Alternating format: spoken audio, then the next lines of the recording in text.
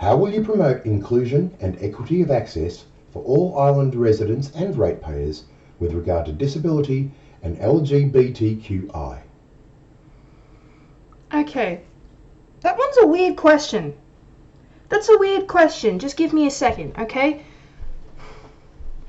Why put LGBTIQA plus people in the same category as disabled people? The rainbow community isn't disabled, and disabled people aren't necessarily members of the rainbow community, and their access and inclusion issues are not the same.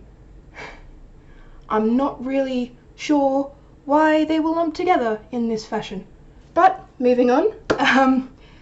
Now, as it regards access and inclusion for people with disabilities, we do have the tactile markers in town. We do have the super-size car parks for disabled parking.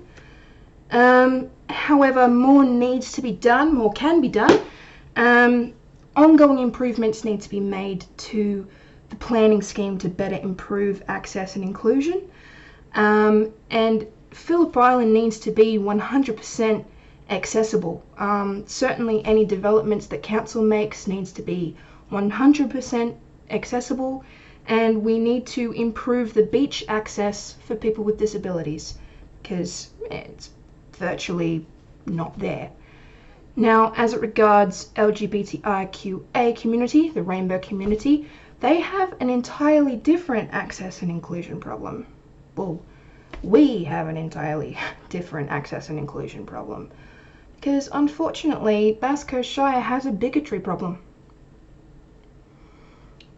Bass Coast Shire suffers from homophobia, it suffers from racism and classism and ageism. Now, I have written an article on racism in Bass Coast, and there's a link in my website, www.blueskyfuturesresearch.com, that will take you there.